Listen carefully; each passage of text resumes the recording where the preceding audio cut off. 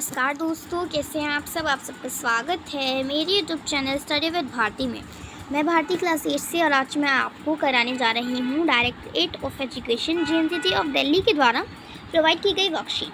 Class 7, 8 दोनों को करनी है। जेनेरिक वर्कशीट G21, डेट 30 जुलाई 2021। तो चलिए स्टार्ट करते हैं आज की वर्कशीट।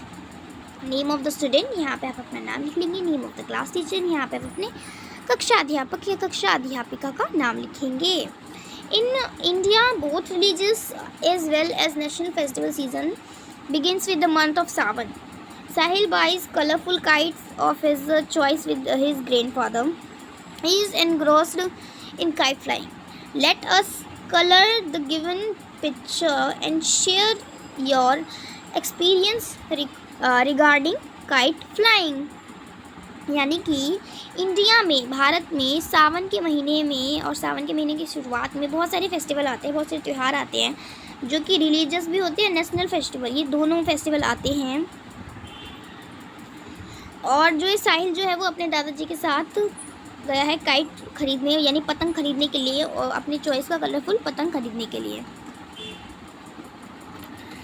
उसके बाद वो जो है वो उसको पतंग उड़ाना बहुत अच्छा लगता है, वो पतंग उसको बहुत अच्छे से उड़ाना भी आता है। तो आपको ये जो पिक्चर है उसको कलर करना है अपने कॉपी में। ये पहले तो ड्रॉ करना है और फिर इसको कलर करना है आपको, ठीक है। ड्रॉ करना है और उसके बाद इसको कलर करना है। और आपको अपना एक्सपीरियंस भी बताना है कि आपने जब काइट उड़ाई तो आपको क्या एक्सपीरियंस था काइट उड़ाने में, वो आपको बताना है।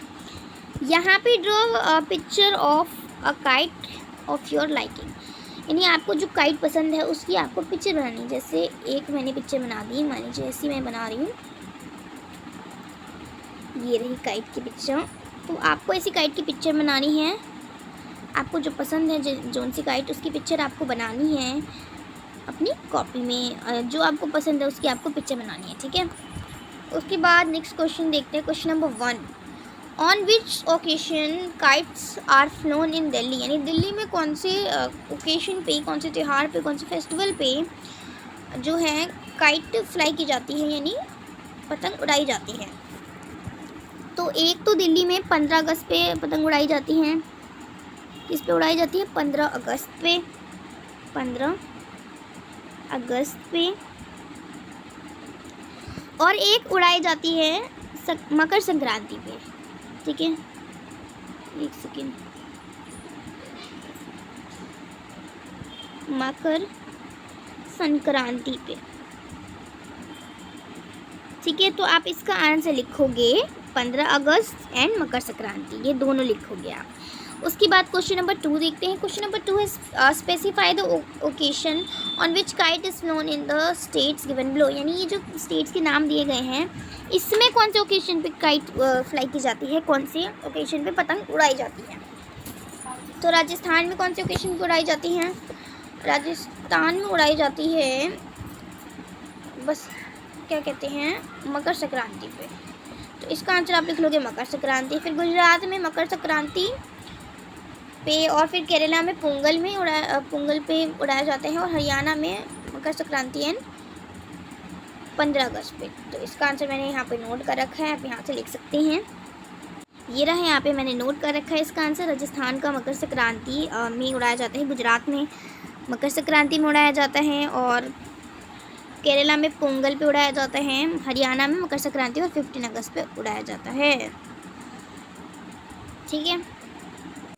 तो ये हमने लिख लिया। अब क्वेश्चन नंबर 3 देखते हैं। क्वेश्चन नंबर 3 में है how many squares are there in kite number 1, यानी पतंग काइट नंबर 1 में कितने स्क्वायर्स हैं, तो ये आपको फाइंड करना है। तो काइट नंबर 1 कहाँ पे, पहले ये ढूंढ लेते हैं। यहाँ पे काइट नंबर 1।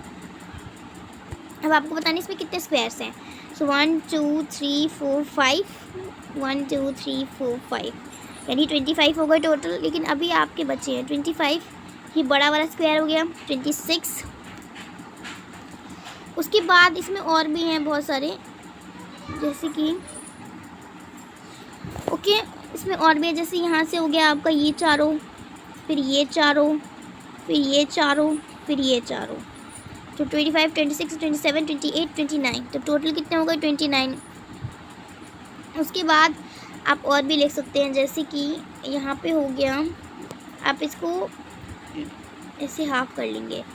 सो ये यहाँ से हो गया, ये यहाँ से बन गया, ये यहाँ से बन गया, ये यहाँ से बन गया। तो 1 2 3 4 5 6, तो यानी 29 30 31 32 33 34 35, तो यानी टोटल ये हो गए 35। तो आप इसका आंसर लिख लोगे 35, या अगर आप 26 लिखना चाहते हो तो आप 26 भी लिख सकते हो। तो मैं यहाँ पे दोनों लिख सकती हूँ, ठीक, यानी मैं यहाँ पे दोनों लिख देती हूँ, 26 और 35। तो आप इन दोनों में से लिख सकते हैं जो आपको लिखना है, या आप ये दोनों भी लिख सकते हैं, ठीक है। ये दोनों नहीं लिखना है आपको, इनमें से कोई एक लिखना है, तो आप ऐसे लिख सकते हैं, ठीक है।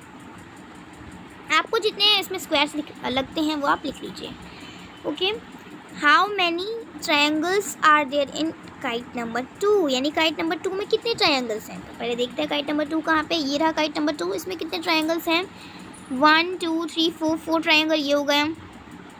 उसके बाद 5 6 7 8, सॉरी 8, तो टोटल कितने हो गए 8।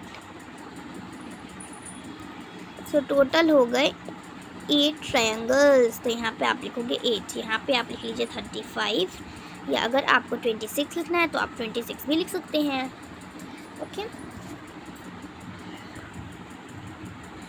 उसके बाद write down your experience recording kite flying, यानी आपको अपने एक्सपीरियंस बताना है आप जब आपके काइट फ्लाइंग का। सो मैंने आज तक कभी भी काइट फ्लाइंग नहीं की है, तो इसलिए मुझे नहीं पता एक्सपीरियंस इसका। तो आपने अगर काइट फ्लाइंग की है तो आपको लिखना है इसका एक्सपीरियंस, ठीक है। जैसे कि मैंने काइट फ्लाइंग नहीं की है कभी, तो मैंने नो लिखा है। आपने अगर की है तो आपको लिखना है यस, और आपने अगर की है तो आपको वो बताना है कि इसका आपका एक्सपीरियंस क्या रहा है, और अगर आपने नहीं की तो आप लिख दीजिए नो, ठीक है। ओके, क्वेश्चन नंबर 6 देखते हैं। क्वेश्चन नंबर 6 में what frequents we should keep in mind while flying kite, यानी फ्लाइंग काइट पतंग उड़ाते समय हमें कौन सी सावधानियाँ बरतनी चाहिए, क्या क्या चीज़ करनी चाहिए, सावधानी रखनी चाहिए। तो इसका आंसर आप लिखोगे, सो इसका आंसर आप यहाँ से लिखोगे, do not get injured by striding, cotton thread should be used while flying kites, never fly kite alone on the roof, birds should be protected from sting। यानी कि पहली तो आपको ये चीज़ याद रखनी चाहिए कि आप धागे से जो मांझा होता है उससे आप घायल ना हो, वो चीज़ का आपको ध्यान रखना चाहिए। और जब भी आप पतंग उड़ाओ तो आपको मांझे का यूज़ ना करके कॉटन थ्रेड का यूज़ करना चाहिए, कॉटन थ्रेड से आप पतंग उड़ानी चाहिए। नेवर फ्लाई काइट अलोन, यानी छत पे अकेले आपको कभी भी काइट नहीं उड़ानी चाहिए, पतंग नहीं उड़ानी चाहिए। उसके बाद आपको बर्ड्स को प्रोटेक्ट रखना चाहिए, बर्ड्स को आपको प्रोटेक्ट करना चाहिए मांझे से, ठीक है। सो यहाँ पे आपको दी गई है साहिल पोयम, ये साहिल की पोयम है जो इसने पतंग के ऊपर लिखी है। पतंग हमारी उड़ती जाती आसमान में दौड़ लगाती, कभी ढील दो कभी खींच लो, कट न जाने पर हाथ न आती, यानी ये इसने पोएम लिखा हुआ है, आपको इसको इंग्लिश में लिखना है। तो चलिए लिखते हैं। तो इसको आप ऐसे लिख लो जैसे मैंने इंग्लिश में कर दिया है। The kite would fly to us, would run in the sky, never relax, sometimes pull, when cut the hands does not come, when cut the hands does not come, ठीक है। ओके, सो आज की जो worksheet है वो complete हो गई है। आज की वर्कशीट जो थी बहुत ही इजी थी वर्कशीट। इस वर्कशीट में हमने काइट्स ये हमने सीखा कि आपको इस वर्कशीट में हमने काइट बनाई, क्वेश्चन आंसर्स किए, और ये जाना कि कौन से ओकेशन पे किस किस स्टेट में कौन से ओकेशन पे जो है काइट्स फ्लाई की जाती है, और हमने इस पोएम को इंग्लिश में करके पढ़ा। सो आज हमने ये किया। आज की जो वर्कशीट है वो बहुत ही इंटरेस्टिंग थी। आई होप आपको बहुत मज़ा आया होगा। Thank you so much for watching this video. आज की वर्कशीट अगर आपको अच्छी लगी तो मेरे चैनल को लाइक कर दीजिए, सब्सक्राइब कर दीजिए। Thank you. Okay, so please like and subscribe my channel study with Bharti. Thank you.